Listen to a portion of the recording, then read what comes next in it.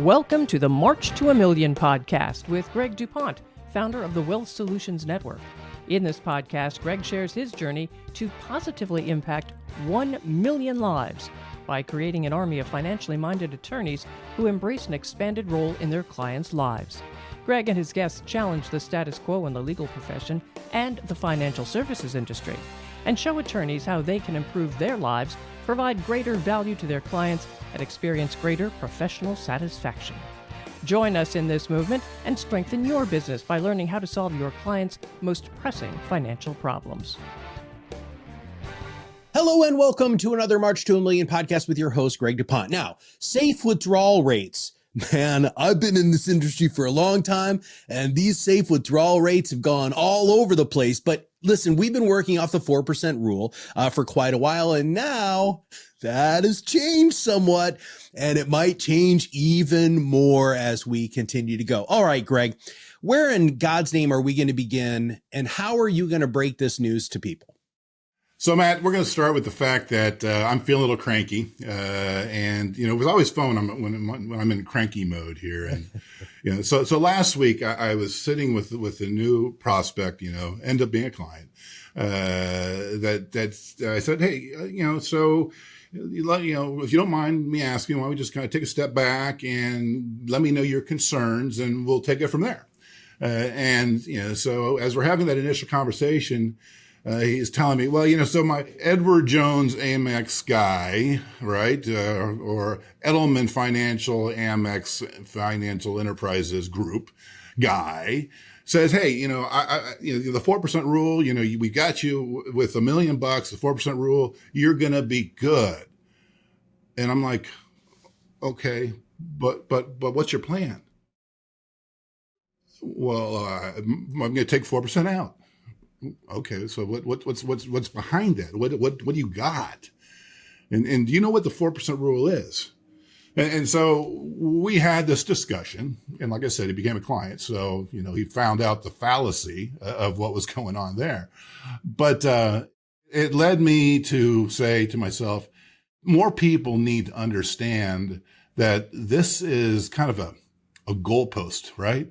It's not something that you should be using as a strategy in retirement, unless, of course, you want to fail miserably.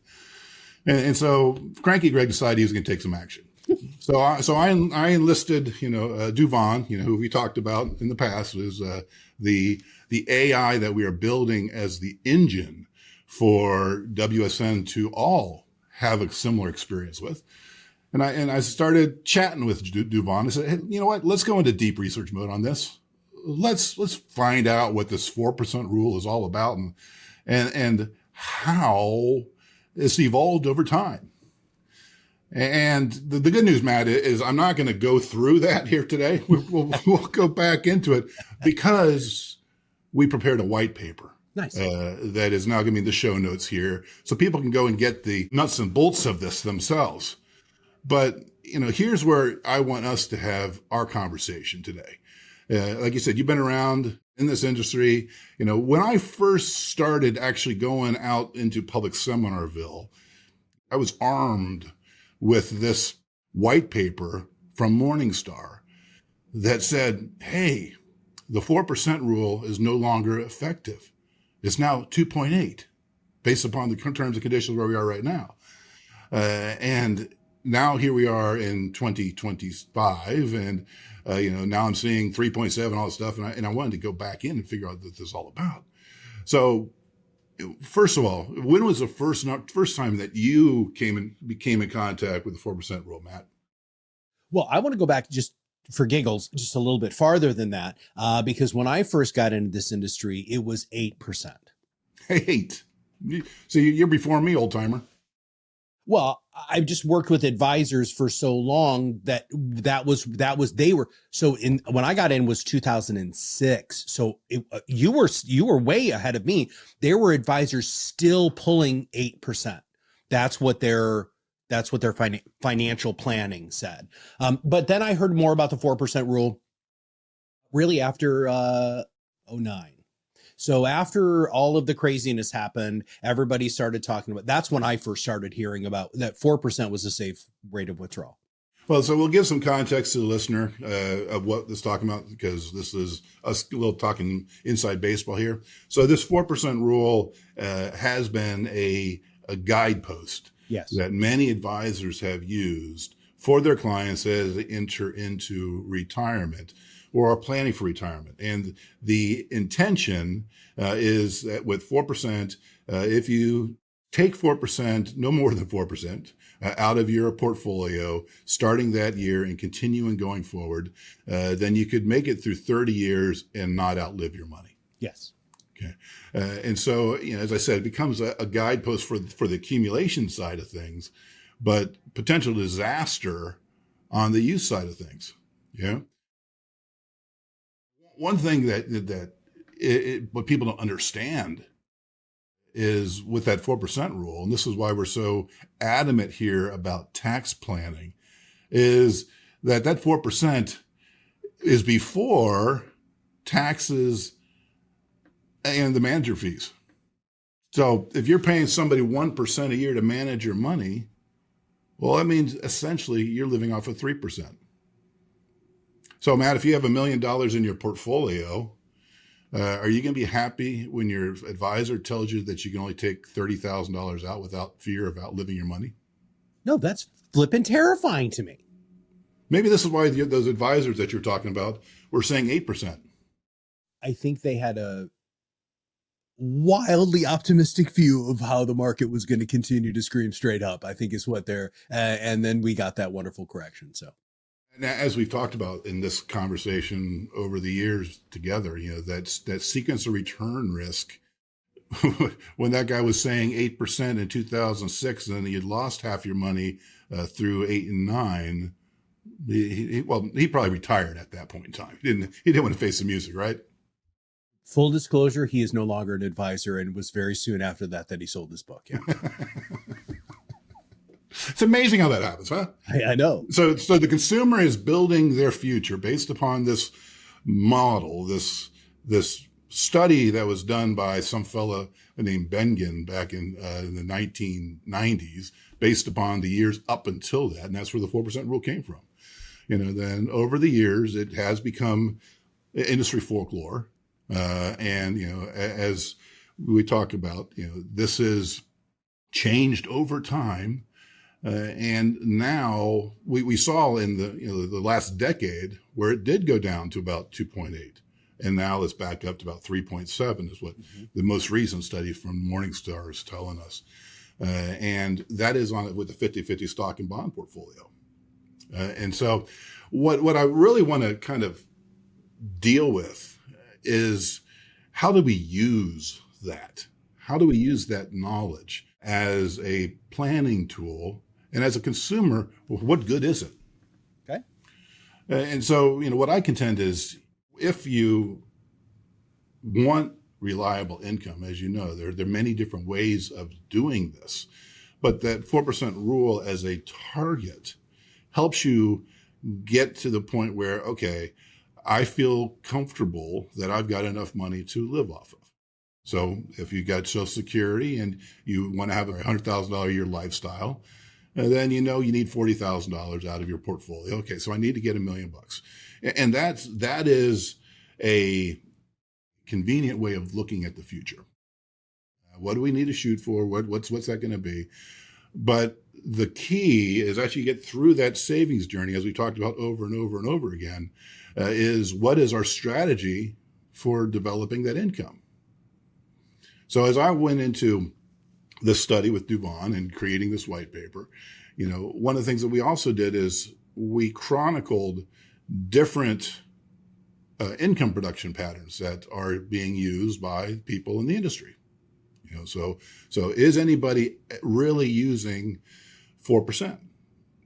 I mean, the closest that we get is kind of this bumper theory that some people use, where they're going to set high and low markers. This is my floor, this is my ceiling, because 4% is not a strategy. No, it's just a bogey that but so, and again, I don't know a lot about the technical software in financial services, but isn't that the default rate for most of the financial planning software that people are using to calculate, if their plan is actually going to be effective or not? More often than not. Yeah. Yeah. I mean, it's amazing with all the brain power and all the computing muscle that can be thrown in this industry. How it comes down to, for so many people, just the back of an envelope math. So another question that I have along those lines is, okay, so for first off, anybody who's in a 50-50 portfolio, when they're actually in the distribution phase, it goes against any modern portfolio theory or a lot of the things that are out there, which is terrifying personally, but also taking Social Security into account and the fact that a lot of people retiring today are actually work optional, right? You and I have had this conversation before, that there are going to be other aspects of income. And so that's why just focusing so hard, in my opinion, on that 4% is just an irrelevant number, because there's so many other factors that you have. And 4% doesn't give you a cost of living increase either, right? So, and you've talked about this before with the phases of getting older in retirement. There are times where you're going to need more money because your medical care is so expensive. So help me with any of those, please. Yeah, so when we're thinking about a retirement income plan, and again, this is where many advisors drop the ball, right? They're talking about accumulation, and this is our bogey, and then we're going to show you the pretty Monte Carlo analysis. Yep. And we've talked about what Monte Carlo means, right? The house wins, and that at the end of the year, the end of the lifetime, you're going to be here. But the devil's in the details. And you know, I can make a real good case for a consumer as to why they don't need to be paying an advisor to advise them along most of their savings journey. But when you get to the time when you are using your money, it's okay. Now at this point in time, I need to know with certainty what's going on. I need to know with precision. Some people can try doing it themselves. But when you think about the various approaches to producing income, okay, so we got started with this talking about the 4%, but so now there are other approaches where each year some people feel like they want to manage this, okay, based upon what is our account value now. This is my high-low watermark. We call those the guardrails approach. That we can, as long as I spend between these two, I should be on track. And then we have like a variable approach where, we adjust each year based upon how we're feeling, what our life expectancy looks like, much like an RMD type of calculation, so that we never outlive the money. Many of my clients prefer bucket strategies or the annuities as we use, where they keep some money for the near term, call it 2 years of safe money, some for the medium term, some for the far term.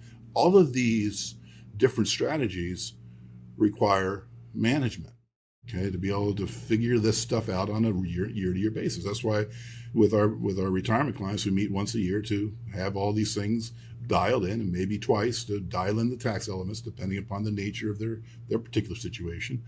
But then we have like other people that are kind of do-it-yourselfers that want to use tips and things like that to do it. But the core is choosing a strategy that you feel comfortable with. There are other strategies that we could talk about, but that's basically what people don't realize is having a bucket of money and saying I'm just going to pull some money out of it is not a strategy. So when we kind of figure out where are we now, the 4% rule, getting back to that. If the 50-50, and by the way, when I look at those Morningstar studies and all those kind of things, it really does not make a big statistical difference whether there's a 50-50, 40-60, 60-40, any of that. It really doesn't make much of a difference in the ability to pull that money out, the amount of withdrawal. But what I want near retirees or in retiree to really think about now is the confluence of what's going on in the market, as we talked about before. We are at an overvalued market. Is it continuing to go up? Who the heck knows how it's happening, but it is happening. But historically, it's overvalued. We're looking now at a reverse of the interest rates where we're going to be having less interest on the bonds in the future, going back to where we were back in early 2000s or after 2008. And then looking at what happens with longevity. That 4% rule, that was 30 years. Okay. If you look at the people that are in what they call the FIRE group, people that fire themselves early, right? The early retirees, they plan at around 3.2%. Okay. Because they are planning for a longer period of time. Yep. And so if you are using 4% and you're not going into a spot where your growth of your equity portion in the next 10 years is not the way it was in the last 10 years, which, we've had a couple of inexplicably good years, right? Yeah. So where does that leave you? Okay. And again, that's why so many people find more comfort with the bucket policies where we know, okay, at least for the next 2 years, I've got this money saved, let alone a designed income plan that uses buffers on there, that uses a maximized Social Security, that uses a reliable, predictable income stream through an income rider on an insurance policy, offloading the risk to the insurance company. So that's what we need to be thinking about. Not how big is the bucket, not how much can we pull out of it in terms of percentage, but what is it that we want? What is it that we need? Of that income that we need, how much of it is guaranteed through one source or another, so that we can have the risk be on the areas of the stuff that we might want, but not what we need. So Matt, I've been doing a solo journey today. Sorry about that. You're the expert on this, brother. I mean, this people are here to hear you. So as we kind of wrap this up into a package, tell us a little bit more about the white paper. So if you're interested in knowing the history of the 4% rule, how it's changed over the years, and the minds that are behind, dissecting it one way or the other, it's a several page deep dive into that, and also will highlight some of these different income production strategies that may be appropriate for you, so that you can, and it doesn't have to be the same type of strategy at all times, right? A good saving strategy in your pre-retirement years provides the flexibility to accommodate different income production strategies in the future. So that's the other thing too. And you hinted towards this, and I just want to bring it to the surface, is a lot of advisors are going to want to do a set it and forget it, especially after you start taking income off of your portfolio. They're going to clock it at 4%. You're going to get the same check all the time. When they sit down and meet with you annually, they're going to say everything is okay, or we need to make adjustments, but they generally don't make adjustments to the 4%. They make adjustments to how the portfolio is balanced. And this is why when you're really sitting down with somebody like Greg or somebody who is in WSN, it's a very different conversation, because you need to work with somebody who's flexible. You need to work with somebody who's going to be attuned to your needs and really what your long-term goals are. And so as we put a bow on this, tell me what you think about that. Was I way off there, or is that the direction that you were guiding? That's why I always throw you a bone, so you're my lifeline to bring some sense to my rambling. Yeah, so that's what makes us a team. I get in my own intellectual head on these things, and sometimes don't land the plane. But absolutely, so it's what we try to do. The first step in any type of plan, whether it is a pure estate plan or a retirement savings plan, or even when we are in an early stage saver plan. Mm-hmm. Okay. The first step for the WSN agent is to determine what are your income needs, so that your money supports your life in the way you want to live it, both now and in the future. And then once we establish that, once we do that clarity process to get that number, then we move on from there. We build in certainty. We build in tax efficiency. We build in protection against long-term care and all those other things that could come in down the road if it applies in your world, and if it is a problem that you want to address. Yeah. All right. People want to know more. Where do they go? The best place for an attorney interested in going to join WSN is going to www.joinwsn.com. If you happen to be a consumer listening to this, you can go to Find a WSN and get yourself linked up with a WSN agent. And please make sure that you go, especially if you are a member of WSN or thinking about joining WSN, please take a look at stuff like this white paper. These are the tools that Greg and his team have created for you to help you look different in the marketplace.